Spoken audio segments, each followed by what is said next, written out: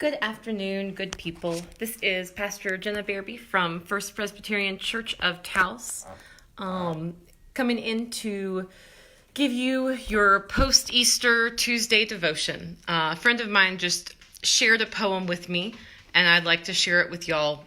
I don't know what you're feeling these days in the pandemic, but I am feeling weary. It's been over a month since we started this social distancing and isolation.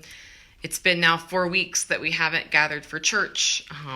I'm tired and I'm feeling all the emotions that go with it. Like we talked about in our children's sermon a few weeks ago, anger and sadness and fear. And I imagine many of you are too. I know some of you have loved ones affected by the illness, and we are praying for you. And I know many of you are just seeking prayers in uncertain times. So my friend Sarah, who's a pastor in Albuquerque, shared this poem with me. It's written by an anthropology professor and poet named Adrie Suzanne Kusserow. She's at the University of St. Michael's or St. Michael's College in Vermont. And it's based on a poem by the wonderful Mary Oliver, a poem called Wild Geese. If you're not familiar with that poem, I'll put a link to it in the comment section. It's beautiful, and this is called Mary Oliver for Corona Times, Thoughts After the Poem Wild Geese. It's modeled on that poem. So here's some words that brought me comfort and hope today. You do not have to become totally zen, she writes. You do not have to use this isolation to make your marriage better, your body slimmer, your children more creative. You do not have to maximize its benefits by using this time to work even more or write the best-selling Corona diaries or preach the gospel of Zoom. You only have to let the soft animal of your body unlearn everything capitalism has taught you. That you are nothing if not productive, that consumption equals happiness, that the most important unit is the single self, that you are at your best when you resemble an efficient machine. Tell me about your fictions, the ones you've been sold and the ones you sheepishly sell others, and I will tell you mine. Meanwhile, the world as we know it is crumbling. Meanwhile, the virus is moving over the hills, suburbs, cities, farms, and trailer parks. Meanwhile, the news barks at you, harsh and addicting, until the push of the remote leaves a dead quiet behind, a loneliness that hums as the heart anchors.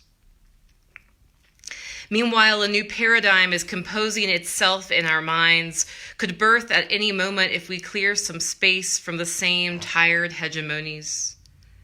Remember, you are allowed to be as still as the white birch, stunned by what you see, uselessly shedding your coils of paper skins because it gives you something to do. Meanwhile, on top of everything else you are facing, do not let capitalism co-opt this moment, laying its whistles and train tracks across your weary heart. Even if your life looks nothing like the Sabbath, your stress boa constricting your chest, know that your antsy kids, your terror, your shifting moods, your need for a drink have every right to be here and are no less sacred than a yoga class. Whoever you are, no matter how broken, the world still has a place for you, calls to you over and over, announcing your place as legit, as forgiven, even if you fail and fail and fail again.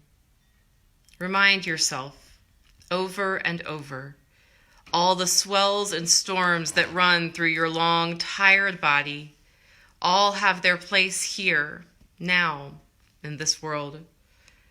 It is your birthright to be held deeply, warmly, in the family of things, not one cell left in the cold.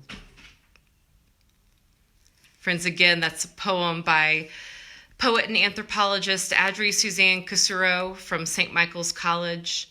It's called Mary Oliver for Corona Times. I'll post a link to the text as well, but hope that you can hold on to something today and know that in this weariness, in this time, you are indeed deeply, warmly held in the family of things, in God's own arms, Not one cell left in the cold.